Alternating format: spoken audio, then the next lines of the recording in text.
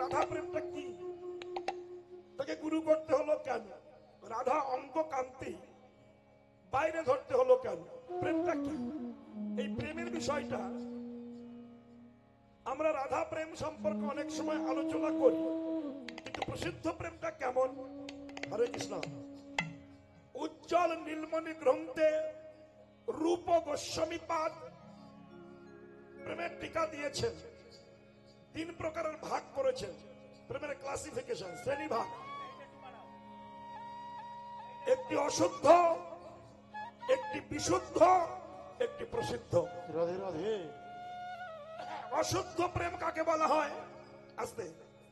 যে প্রেমে ইন্দ্রিয় সুখ ছাড়া অন্য কোন সুখ উপভোগ করা যায় না, তাকে বলা হয় অশুদ্ধ প্রেম। বিশুদ্ধ প্রেম কাকে বলা হয়? যে প্রেমে ভগবান সুখ পাবেন, আমি সুখ পাবো, এটিকে প্রসিদ্ধ প্রেম বলা হয়, বিশুদ্ধ প্রেম বলা হয়। আর প্রসিদ্ধ প্রেম কাকে বলা হয়? উজ্জ্বল নীলমণি বলছেন,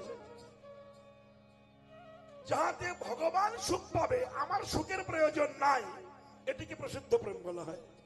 তাহলে প্রেমের এক কথায় ব্যাখ্যা করেছেন মহাজন। যদি বলেন প্রেম কাকে বলা হয়, এক কথায় উত্তর আসবে, ধ্বংসের শত কারণ থাকিবা সত্ত্বেও যে বস্তু ধ্বংস হয় না তাকে বলা হয় প্রেম। এক উত্তর। কিন্তু আজকাল জাগতিক জগতে যা প্রেম ভালোবাসা হচ্ছে,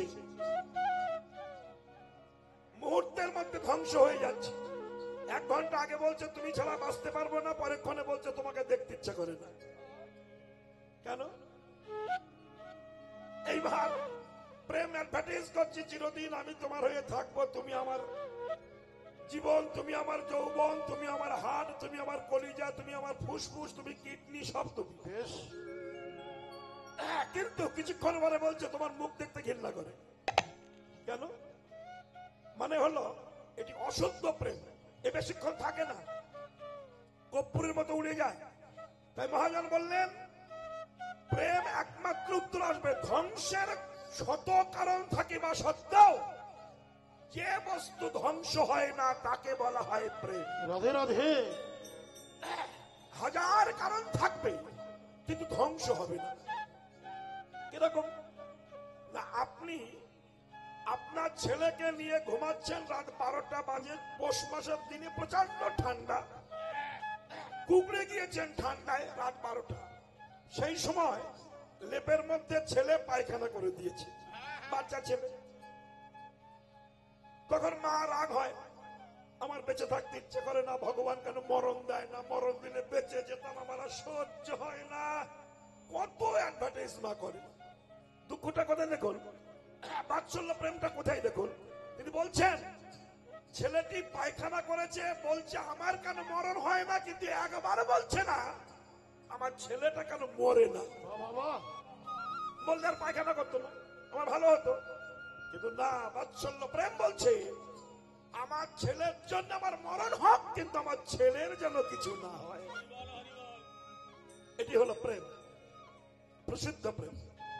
ধ্বংসের শত কারণ থাকিবা সত্ত্বেও যে বস্তু ধ্বংস হয় না তাকে বলা হয় প্রেম। রাধে রাধে।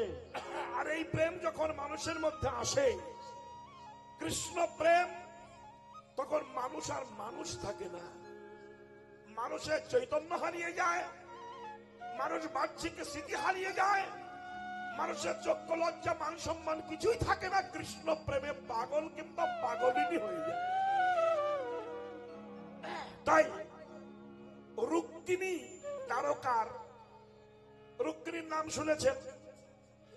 রুক্মিণী প্রত্যেকদিন ভগবান কৃষ্ণ ঘুম থেকে উঠে মুখ প্রক্ষালন করে, দন্তমার্জন করে, দাঁত মেজে মুখ ধুয়ে বসতেন। রুক্মিণী 1 গ্লাস গরম দুধ কৃষ্ণকে দিতেন। প্রসিদ্ধ প্রেমের একটু ব্যাখ্যা করছি। তো প্রত্যেকদিন দুধ দেন, আজ একটু দুধটা গরম বেশি হয়ে আছে, এটা রুক্মিণী ভালোভাবে জানতো না।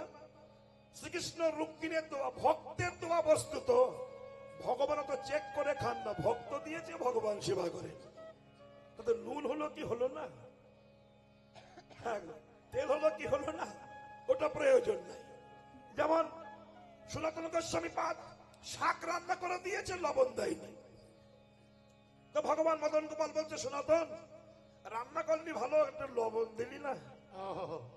সনাতন বলছে, দেখো আমি গরিব মানুষ, আমার লবণ কিনবার পয়সা না, যদি লবণ খেতে ইচ্ছা করে বড় লোকে ঘরে যাও। না না না না, তুই সেবা বন্ধ করিস না, তুই যা দিবি তাই খাবো। তারপর তিনি সাগরে নদীতে বিরাট লবণের জাহাজ আটকে দিয়েছিল, ইতিহাস আছে অনেক। যাই হোক, একটা ভগবানের দেওয়া জিনিস, ভক্তের দেওয়া জিনিস ভগবান বিচার করেন না, খেয়ে নিয়েছে। আর যেই না গরম দুধটা মুখে দিয়েছে, আর কৃষ্ণের মুখটা পুড়ে গিয়েছে। আস্তে মায়ের আস্তে যখন পুড়ে গেল, এবার পুড়ে গেলে তখন তো মলম ছিল না কাছে। যেই পুড়ে গেল তখন কৃষ্ণ এই জ্বালা থেকে নির্বাপিত হতে একটি মহামলম তার কাছে ছিল। সেটা কি? তিনি বলে উঠলেন, রাধে রাধে রাধে।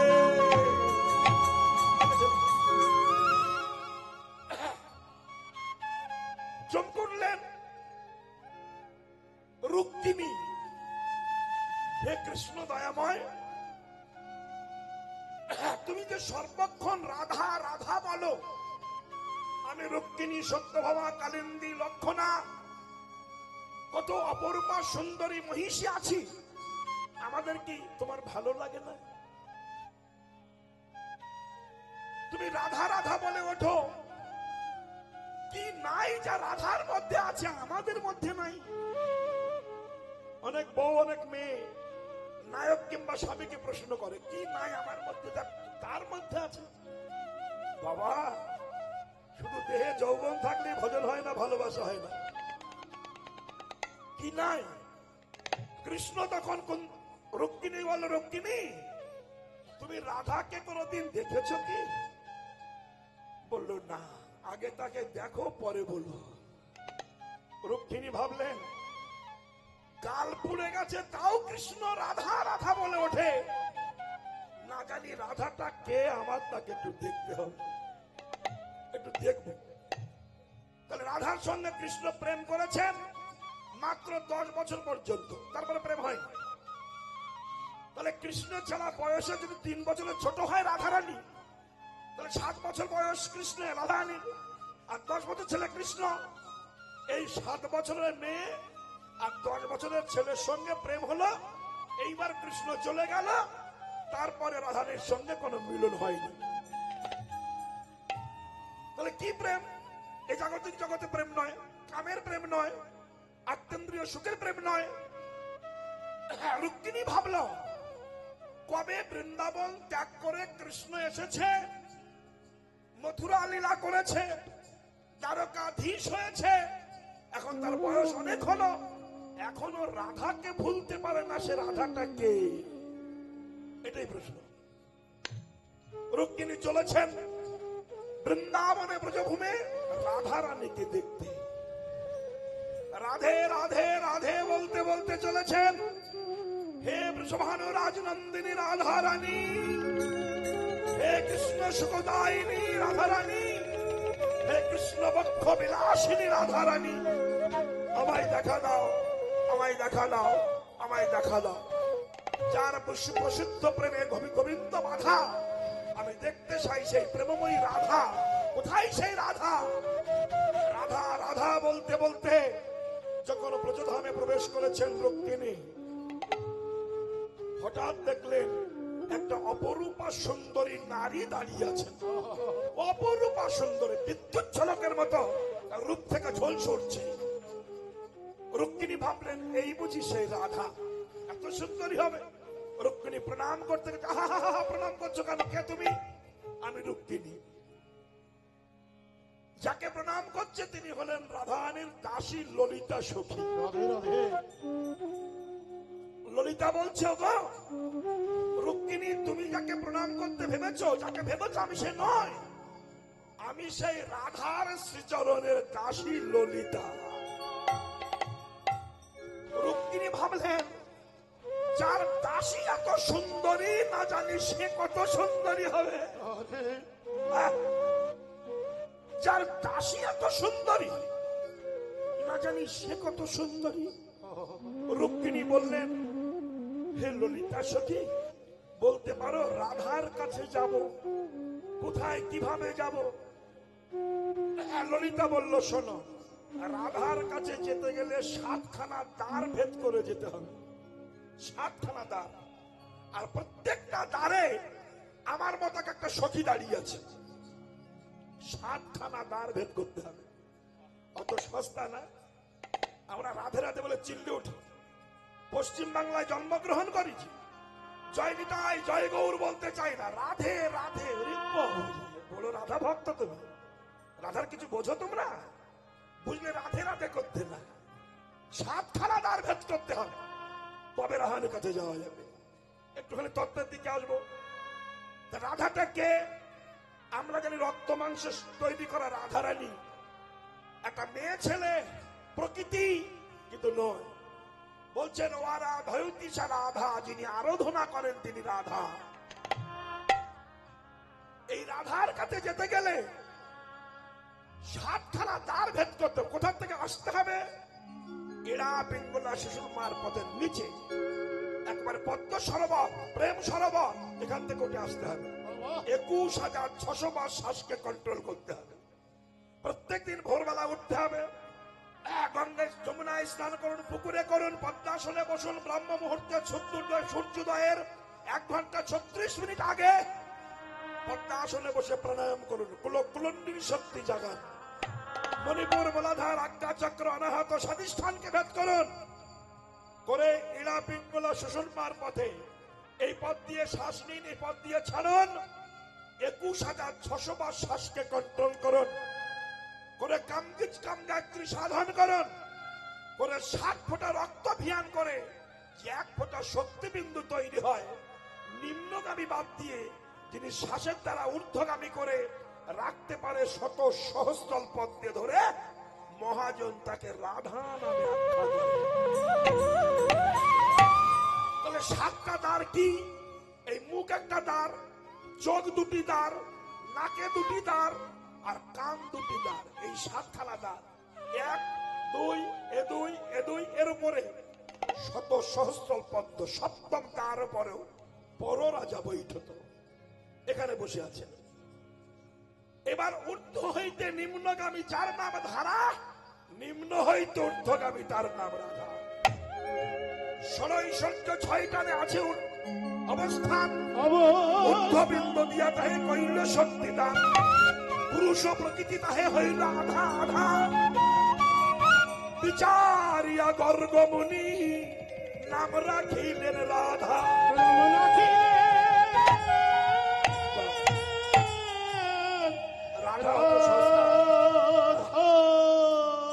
রাধা কি অত সস্তা বস্তু?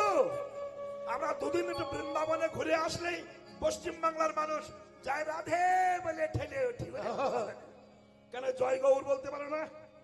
জয় নিতাই বলতে পারো না? জয় নাথে উরে মন কাঁদে রে। হবে না। আগে আশ্রয় তত্ত্ব, বিষয় তত্ত্ব পরে। আশ্রয় তত্ত্ব করো, আগে নিতাইয়ের চরণ ধরো, গৌরের কাছে যাও, গৌরের চরণ ধরো, ব্রজধামে যাও, ব্রজধামে যে গোপীদের চরণ ধরো, বৃন্দাবনে প্রবেশ করো, মদন কুঞ্জে, তারপরে রাধারানীর চরণ ধরো, তারপরে কৃষ্ণের চরণে যাও। অত সস্তা? অত সস্তা কি? রুক্মিণী ভাবলেন তাহলে আমি রাধাকে দেখতে যাব। রুক্মিণী চলেছেন, প্রথম দ্বারে ললিতা, দ্বিতীয় দ্বারে আরো সুন্দরী রমণী অষ্টসখী, তৃতীয় দ্বারে আরো সুন্দরী, মানে অসামঞ্জস্যরূপ মাধুর্য। কি অপরূপা সুন্দরী! এই অষ্টসখীর জন্ম হয়েছিল কোথা থেকে? শাস্ত্র বলে এক, বুঝতে হবে আর এক। আর একটা কথা আপনাদের বলি, হিন্দু ধর্ম বুঝতে গেলে 3খানা লাইন আছে: আধ্যাত্মিক, আদি ভৌতিক, আদি দৈবিক। বুঝতে পেরেছেন? যার যেমন মনের ভাবনা সে তেমনি ভাববে। আধ্যাত্মিক, আদি ভৌতিক, আদি দৈবিক। তা আধ্যাত্মিক চিন্তা ভাবনা আমাদের কম, বাইরের চিন্তা করি। তাহলে রাধাটাকে, এই যে রাধার অঙ্গ থেকে অষ্টসখীর বহির্প্রকাশ হয়েছিল। এইবার রাধারানী আছেন ঘরে বসে, রুক্মিণী এক এক করে 7খানা দ্বার ত্যাগ করে যখন রাধারানীর ঘরে গেছেন, দেখলেন একটা জীর্ণ কুঠিরে একেবারে জীর্ণ বসন পরা রাধারানী অপরূপা সুন্দরী, দেহ থেকে বিদ্যুৎ ঝলকের মতো ঝলকে উঠছে, সমস্ত লোমকূপের গোড়া দিয়ে কৃষ্ণ নামের প্রতিধ্বনি হচ্ছে রাধা। রুক্মিণী যে দেখছেন কৃষ্ণ হারা রাধারানী কৃষ্ণ বিচ্ছেদের যন্ত্রণা থেকে নির্বাপিত হওয়ার জন্য যমুনার মাটি দিয়ে একটা নকল কৃষ্ণ তৈরি করেছেন।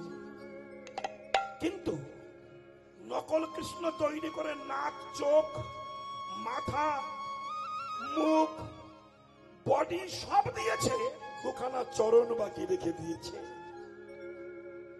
কেন? রুক্মিণী প্রশ্ন করছে, যে রুক্মিণী প্রশ্ন করছো গো, তুমি কি সেই রাধারানী? দেখছেন ছোট্ট একটা পুতুল কৃষ্ণ তৈরি করে তার গলায় মালা দিয়ে রাধারানী হাউ হাউ করে কাঁদছেন আর চোখের জল ধরে গোবিন্দের মাথায় দিচ্ছেন। তুমি কি সেই রাধা?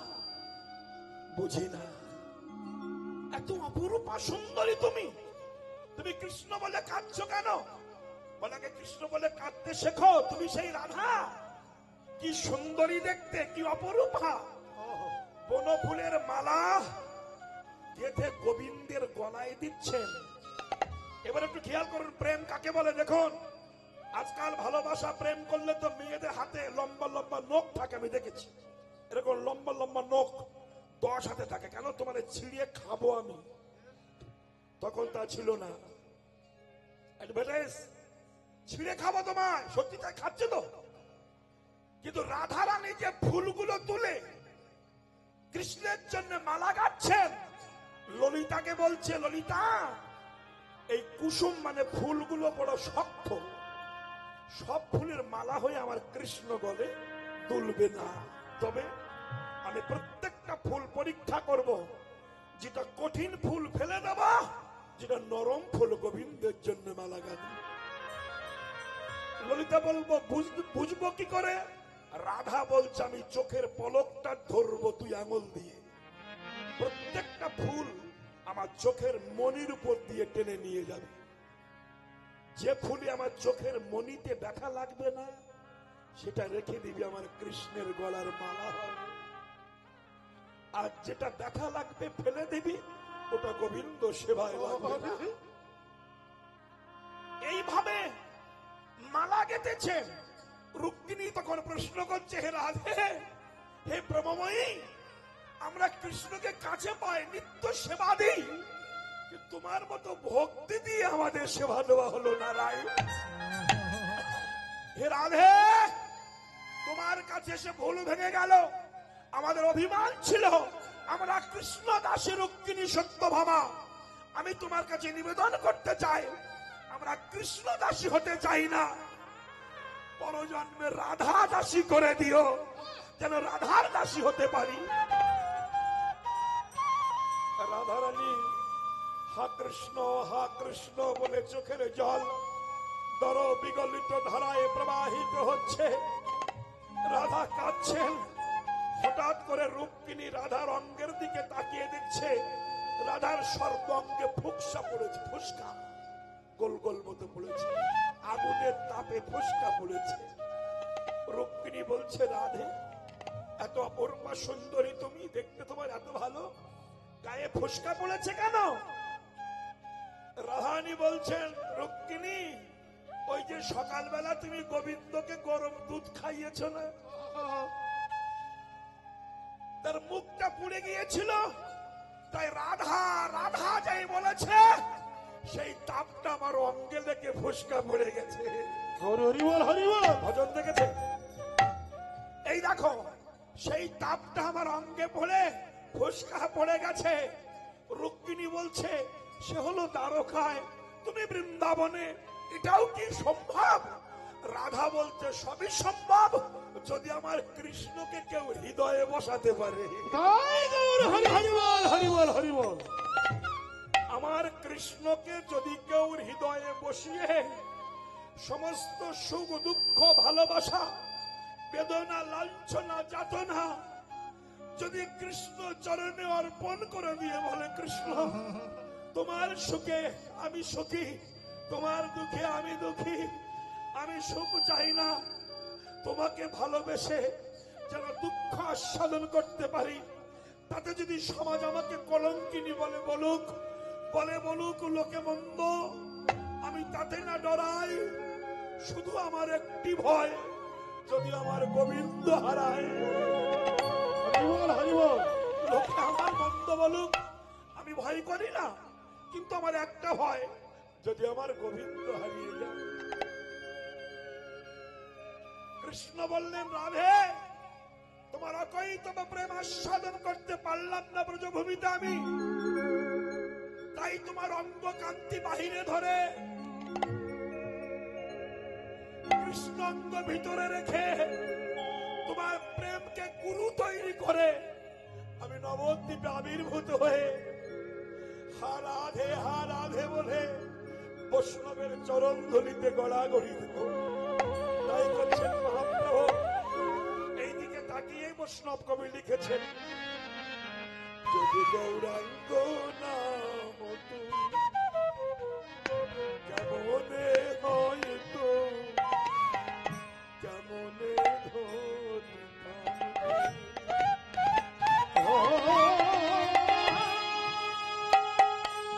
তাই গৌর হরিবল হরিবল হরিবল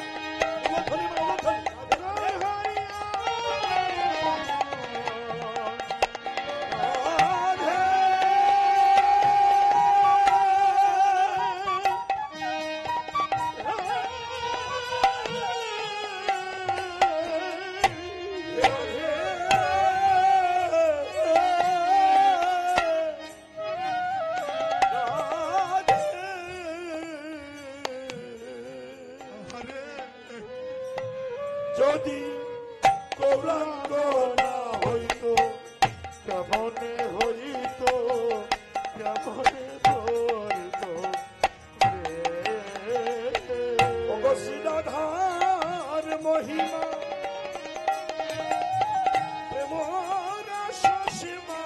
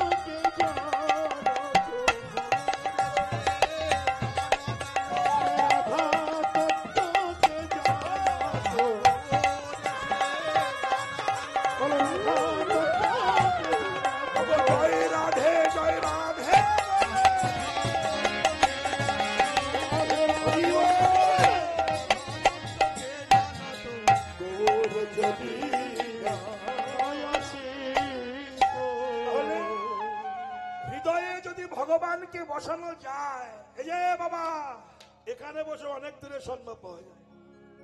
আপনার এখানে অনেক মানুষ দুপুরে মধ্যাহ্নে না খেয়ে দিয়ে বসে আছেন কেন? যদি নামের করুণা না থাকবে, আপনারা বলুন, আজকাল কলিকালের মানুষ এত ব্যস্ত, পায়খানায় যায় তা বলে আমাকে তাড়াতাড়ি দাও, প্রস্রাব করতে যায় আমাকে তাড়াতাড়ি করো, ডাক্তারখানায় যায় আমাকে তাড়াতাড়ি করো, বাস সব জায়গায় জলদি জলদি ভাব। সেই লোকগুলোকে 4 ঘন্টা বসিয়ে রাখতে হবে। না জানি নামে কি জাদু আছে গো, না খেয়ে বসে থাকো, কি আছে বলো? এত ব্যস্ত লোক 4 ঘন্টা নয়, সারাদিন কীর্তন হবে, বসে বসে শুনবে। রাধে রাধে। কি জাদু আছে? বলে ভগবানকে যদি হৃদয়ে বসানো যায়, ভগবান যেখানেই থাক তোমার বেদনা সে গ্রহণ করে। আপনারা জানেন আটলান্টিক মহাসাগরে, আমি ছোট্ট কাহিনী বলি আপনাদের কাছে। এই মহাসাগরে একটা জাহাজ ডুবে গিয়েছিল। রাত তখন 10টা, একটু মন দিয়ে শুনবেন। রাত 10টা বাজে, 1912 সাল। ভুল বলছি না? জাহাজটার নাম কি ছিল? টাইটানিক জাহাজ। হ্যাঁ, এই জাহাজটা ভীষণ মানে বরফের পাহাড় জলের তলায় ছিল।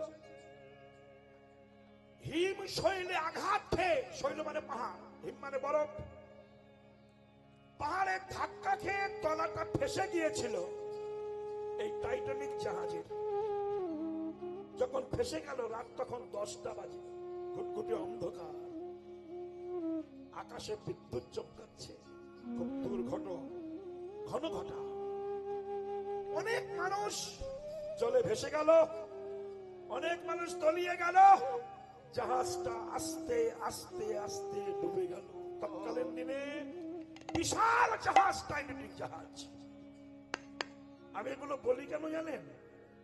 যারা ঈশ্বর বিশ্বাস করে না, যে তার নামে করুণা নাই, এইগুলো একটু করুণা আনার জন্য বলি।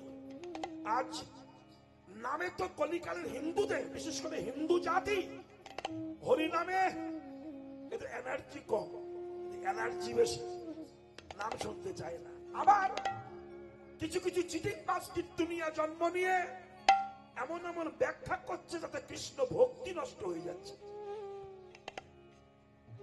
সে বোঝে না যে নামের কি মহিমা।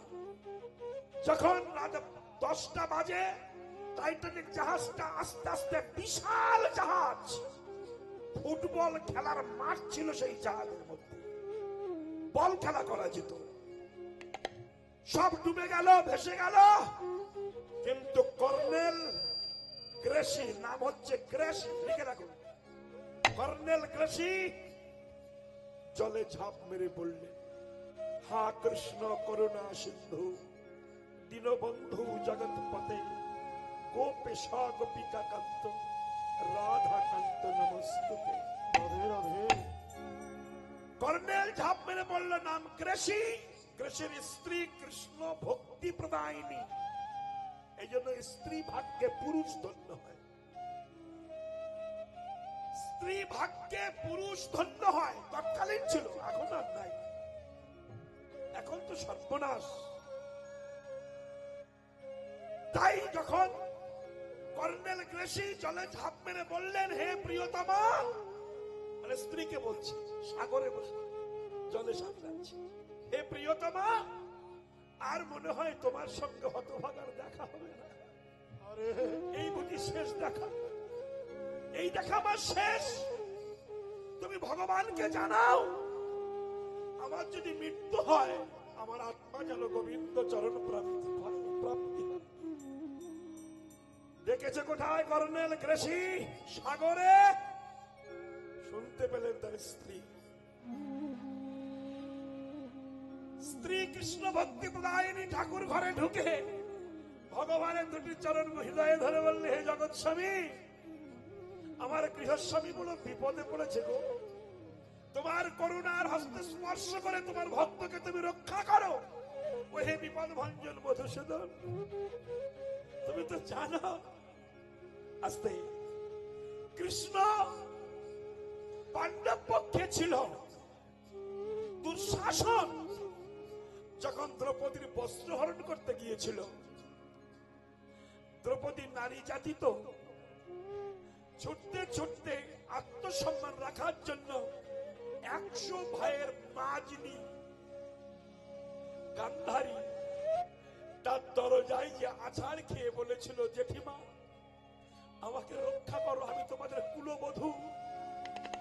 ছেলে দুঃশাসন আমার কেশাগ্রে স্পর্শ করে বস্ত্র কেড়ে নিতে চায়, তোমার ঘরের সম্মান লুণ্ঠিত করতে চায়। জেঠিমা আমাকে রক্ষা করো। 100 ছেলে কৃষ্ণ বিদ্বেষী, যে মায়ের পেট দিয়ে জন্মিয়েছে সে মাখানা কেমন হওয়া উচিত? মুখের উপরে দরজাটা বন্ধ করে দিয়ে ঘরের মধ্যে গান্ধারী হো হো হো করে হাসতে লাগলেন।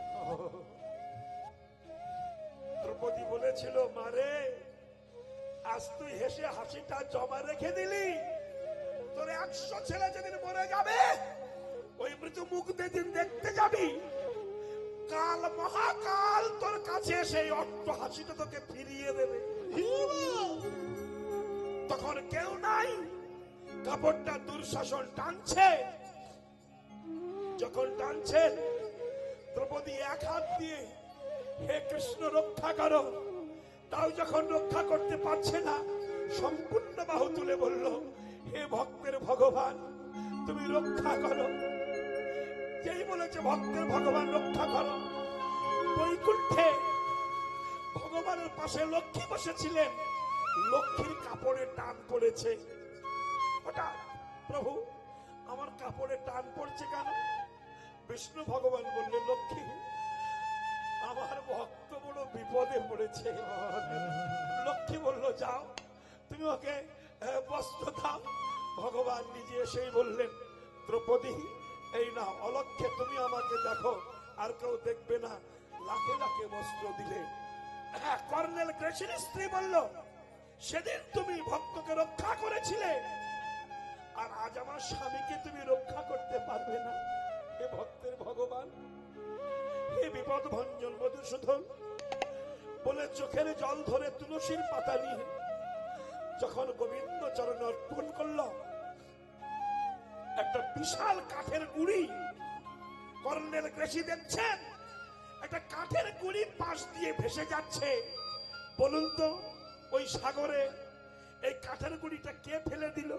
সেই রাত্রে কাঠের গুড়িটা গ্রেসি ধরে বুক বাঁধিয়ে ধীরে ধীরে অতি ধীরে কুলে এসে উঠেছিল।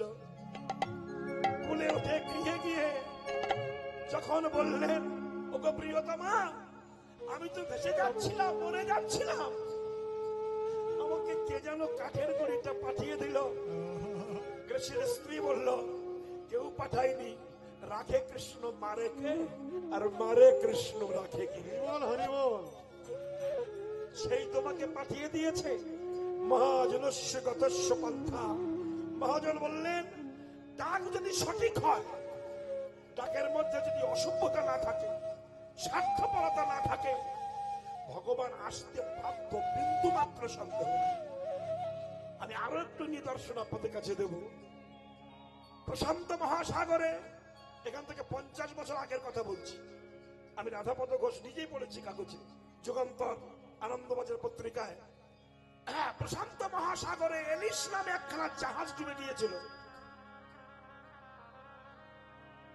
ভগবানের নাম যারা করে, ভগবানকে যারা ভালোবাসে, তারা জ্ঞানী মানুষ, যারা করে তারা মূর্খ। কেন? মুসলমানের ছেলে এপিজে আব্দুল কালাম, তিনি মহাবিজ্ঞানী ছিলেন। তিনি আনন্দবাজার পত্রিকা লিখেছেন, আমি গীতাও পড়ি, নামাজও পড়ি। তার মতো ব্যক্তি গীতা পড়ে। এপিজে আব্দুল কালাম লাইফে জীবনে কোনোদিন মাংস মাছ খায়নি। এত বড় ভক্ত ছিল, মুসলমানের ছিল, গীতাও পড়তেন আবার নামাজও পড়তেন। তাহলে ইনার মতো ব্যক্তি ঈশ্বর বিশ্বাস করেন। আর আমাদের গ্রামে দুই একটা চিটিং বাজ করে তো না, আর যারা করে তাদের পিছনে অন্য কুকুরের মতো লেগে যায়, করতে দেয়ও না। এটি বড় মর্মান্তিক বেদনা। তাই এলিস নামে জাহাজটা যখন ডুবে গেল, জানেন সেই জাহাজের অনেক মানুষ, আপনার অনেক এখানে যে বাবারা বসে আছেন শ্রদ্ধেয় নমস্য পড়েছেন আমার মতো, দেখেছেন অনেক মানুষ পড়ে গেল, মরে গেল। ওই জাহাজ একজন কৃষ্ণ ভক্ত ছিলেন। হেডিংটা আমি পড়েছিলাম যুগান্তর পত্রিকায়, বড় বড় করে দিয়েছিল। আমার আজও মনে আছে, 50 বছর আগের কথা বলছি, আজও মনে আছে। সবাই তলিয়ে গেল। একজন কৃষ্ণ ভক্ত, গলায় মালা, তিলক, লোক চৈতন্য প্রসাদ ভোজি, হাতে জপের মালা। যেই দেখলো সবাই তলিয়ে যাচ্ছে, মালাটা হাতে নিয়ে হা কৃষ্ণ গোবিন্দাই বলে জলে ঝাঁপ দিয়ে পড়লে। হে গোবিন্দ, তুমি মাতৃগর্ভে রক্ষা করেছিলে, মায়ের গর্ভরূপ সাগরে যদি তুমি রক্ষা করতে পারো, তাহলে পৃথিবীর সাগরে তুমি রক্ষা করতে পারবে না কেন? দৃঢ় বিশ্বাস। যেই ঝাঁপ দিয়ে পড়ল, ভক্তের আকুল ডাকে বিশাল একটা কচ্ছপ, বিশাল কচ্ছপ প্রশান্ত মহাসাগরের ঢের সঙ্গে পাল্লা দিয়ে ওই কৃষ্ণ ভক্তকে কচ্ছপের পিঠের উপরে 3 দিন বাঁচিয়ে রেখেছিল। 3 দিন, এটা সম্ভব? 3 দিন বাঁচিয়ে রেখেছিল। যখন ডেড বডি খোঁজ করতে এলো, দেখলো একজন জলে ভাসছে, দূরবীন দিয়ে দেখে তাকে তুলে নিল। যেই তুলে নিল, হেলিকপ্টারের লোকগুলো দেখলো যে কচ্ছপের পিঠে লোকটা ছিল 3 দিন, সেই কচ্ছপটা 3টি পাক দিয়ে ডুবে গেল। দেখে গেল আমার ভক্ত বাঁচলো কি মরলো। রাধে রাধে। হ্যাঁ, বুঝেছেন? এগুলো ভাবেন আপনারা? শুধু ধেই ধেই করে কীর্তন নাচ আর গল্প, এটা কীর্তন নয়। যে কীর্তন শুনে অভক্তের হৃদয়ে ভক্তি জন্মাবে না, সে কীর্তন শুনে লাভ হবে না, তাতে সর্বনাশ হবে। আমি কত প্রমাণ দেবো? এগুলো যার জন্য সাক্ষাৎ প্রমাণ, চাক্ষুষ প্রমাণ। যারা ঈশ্বর বিশ্বাস করেন না, আমি তাদের জন্য অ্যাডভার্টাইজ গুলো করছি। এগুলো মিথ্যা নয়, পরম সত্য কথা। আমি আরো বলবো, এই যে হিন্দু ধর্মের গীতা যে ইংলিশে ট্রান্সলেশন করে পৃথিবীতে ছড়িয়ে দিয়েছিলেন, তার নাম ছিল এনিবি সেন, পাইলট, প্লেনের পাইলট। এনিবি সেন জীবনীটা পড়বেন, পাবেন আপনারা। এ ছিল প্লেনের পাইলট। তো এনিবি সেন যখন ভারতবর্ষে এসেছিলেন আস্তে আস্তে, তখন কিছুক্ষণের জন্য বৃন্দাবনে ছিলেন। বৃন্দাবনে ভাঙা মদন মোহন মন্দিরে গোবিন্দকে দর্শন করেছিলেন। তো পূজারীকে প্রশ্ন করেছিলেন, ইনি কে? পূজারী বললেন, হিন্দুর ভগবান। ওনার ক্ষমতা কি? ক্ষমতা হচ্ছে বিপদে যদি কেউ পড়ে ওরে ডাকে, ও তাকে রক্ষা করে। এই কথাটা শোনা ছিল। পাইলট এনিবি সেন চলছে, সাগর উপর দিয়ে প্লেনে আগুন ধরে গেল, দাউ দাউ করে আগুন জ্বলছে, অনেকে পুড়ে ঝলসে মারা গেল। কিন্তু পাইলট এনিবি সেন কোন প্যারাশুট নেয়নি, এমনি লাফিয়ে পড়লো। হে ভক্তের ভগবান, হে হিন্দুর দেবতা, তুমি নাকি ভক্ত বিপদে পড়লে ডাকলে তুমি রক্ষা করো। এই তো আমি বিপদে পড়ে তোমাকে ডাকছি, তুমি আমাকে রক্ষা করবে না? হে রক্ষাকর্তা। যেই ঝাঁপ দিয়ে পড়লো, জলে পড়বার কিছু আগে কে যেন একটা ছোট্ট ছেলে, হাতে বাঁশি, মুখে হাসি, কালো কেশ, কালো বেশ, এক ঝলক দেখতে পেল, দেখতে বেশ ভালো। সে কোলে তুলে নিয়ে কুলে বসিয়ে দিয়ে কোথায় যেন চলে গেল। কোথায় যেন চলে গেল। আরে কে যেন কোলে তুলে নিয়ে কুলে বসিয়ে দিল। মা যেমন সন্তানকে কোলে নিয়ে যত্ন করে নিরাপদে বসিয়ে দেয়, ভগবান এনিবি সেনকে কোলের মধ্যে তুলে নিয়ে বসিয়ে দিয়েছে, আর দেখতে পাইনি। হেলিকপ্টার সরকার পক্ষ যখন ডেড বডি খোঁজ করতে গেছে, তখন দেখলো, দূরবীন দিয়ে দেখছে বালুচরে একজন বসে আছে। তাকে তুলে নিয়ে দেখলেন প্লেনের পাইলট এনিবি সেন। প্রশ্ন করা হলো, চলুন আপনার দেশে দিয়ে আসি। এনিবি সেন চোখের জল ঢেলে বললেন, আমি ভাবি মনে মনে, যাব না দেশে ফিরে, যে আমাকে রক্ষা করেছে তারা দেখতে যাব মধুর বৃন্দাবন। চোখের জল ঢেলে হা কৃষ্ণ বলতে বলতে বৃন্দাবনে গিয়ে দাঁড়িয়েছেন। ওগো মদন মোহন, ওগো বিপদ ভঞ্জন মধুসূদন, ওগো ভক্তের ভগবান, তুমি আমাকে দেখা দাও। তোমাকে চিনতে পারিনি, চিনতে পারিনি বলেই তোমায় মূল্য দেয়নি। আজ বিপদে পড়ে বুঝেছি প্রভু, মানুষ যদি সময় থাকতে তোমাকে ডাকতো তাহলে মানুষ সংসারের যাতনে এত ভোগ করতে হতো না। মানুষ বোঝে না গো, মানুষ নিজেই মালিক হতে যায়, আর মালিক হতে গিয়ে স্বয়ং মালিককে ভুলে যে এত ব্যথা পায়। আমি দেখলাম তুমি বড় লোক ছোট লোক বিচার করো না, তুমি ছোট জাতি বড় জাতি বিচার করো না, সবাইকে সমান দিয়েছো, কিন্তু আমি তোমাকে চিনতে পারি। আমি অকৃতি অধম বলেও তো কিছু কম করে মোরে দাও।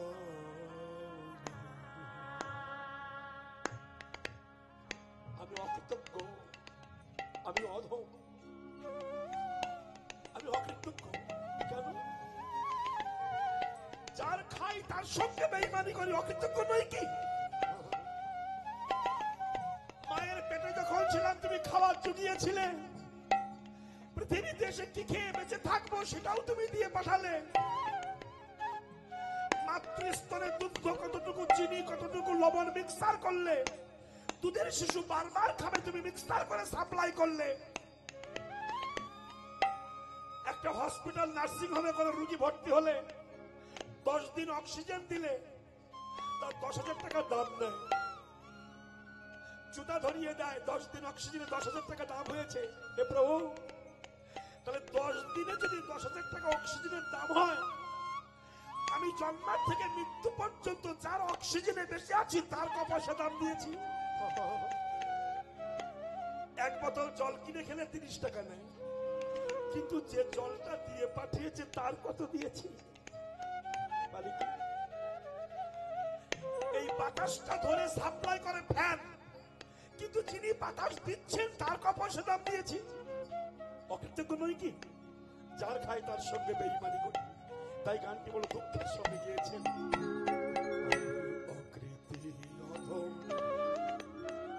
বলেও তো কিছু কম করে ভরে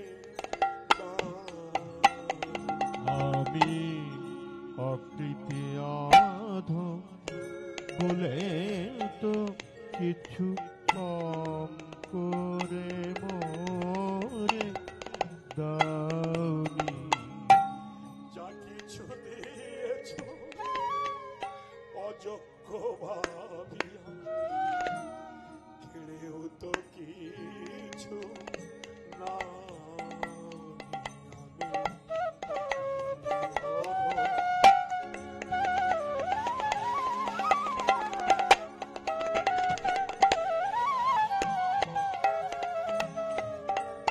তোমার আশিস কুসুম ধরি নাই শিরে,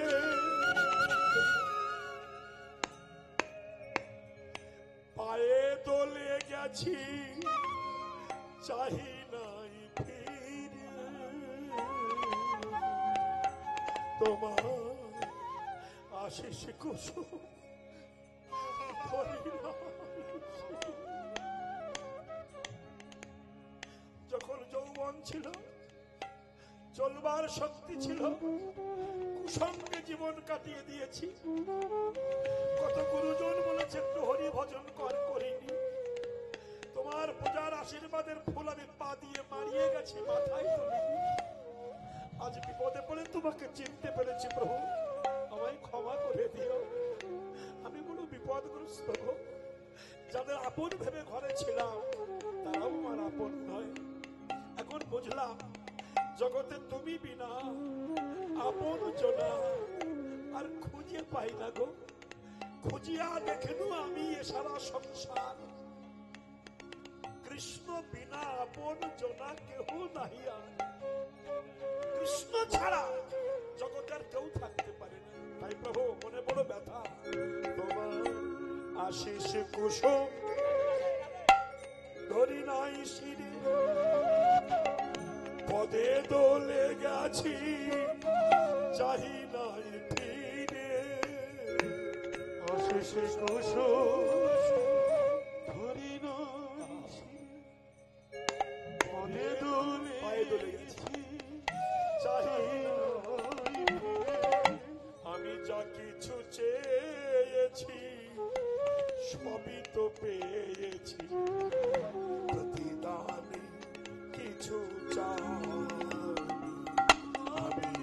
অকৃতি অধম বলে কিছু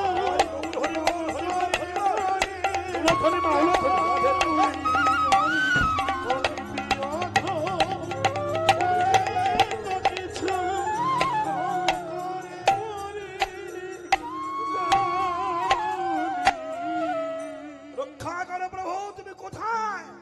এনিবিসেন বৃন্দাবনে যে ভাগা মদন মোহন কুঞ্জে যে দেখলেন যে আমাকে রক্ষা করেছিলেন, ওই তো সেই তো দাঁড়িয়ে আছে, হাতে বাঁশি, মুখে হাসি, কালো কেশ কালো বেশ, ওই তো ওই তো যে আমাকে কল তুলেছিল, ওই যে লাভ মেরে পড়েছে।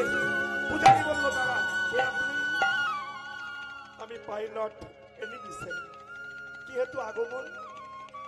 হে পূজারী, আমার প্লেনে আগুন ধরে গিয়েছিল, তাই বিপদ ভঞ্জন মধুসূদনের নাম করেছিলাম। উনি আমাকে তুলে দিয়েছে কুলে, তাই ওনাকে দেখতে এসেছি। উনি কি কথা বলতে পারেন না? না। ওনার হাতে লেখা কোনো গ্রন্থ আছে? বলে না, হাতে লেখা নেই। বলেছিলেন আছে। কি নাম?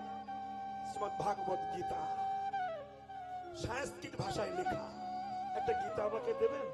এনিবিসেনকে একটা সংস্কৃত ভাষার গীতা দেওয়া হলো।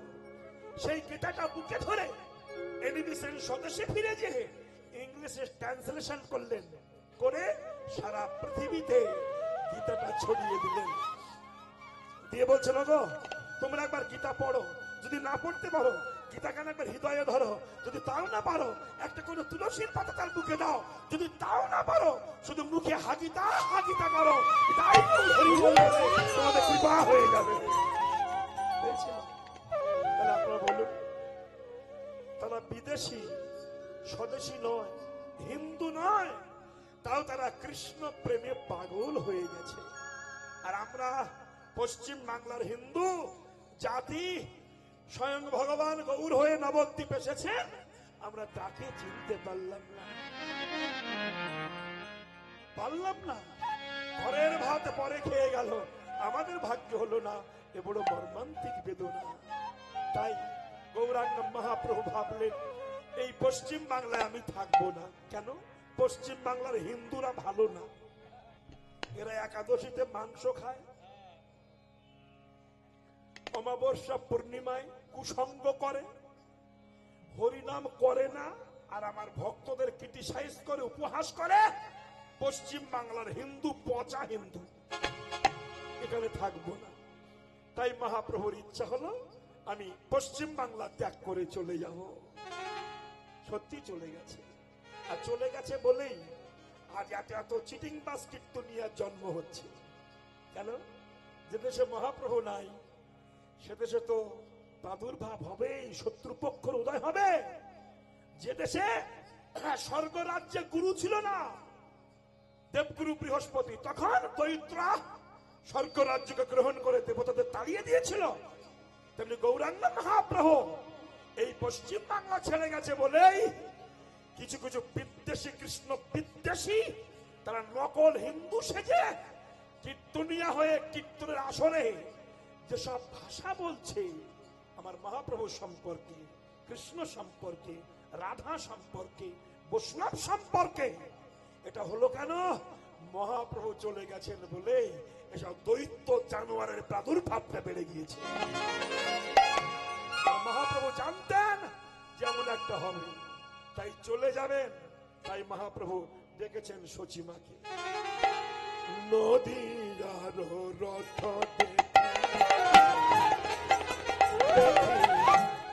সচিমায়ে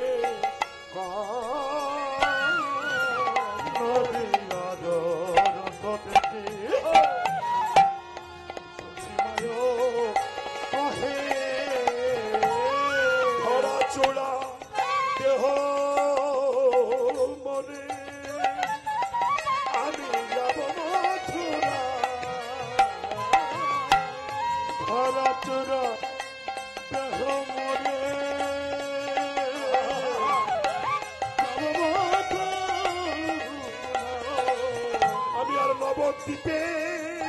ভোগ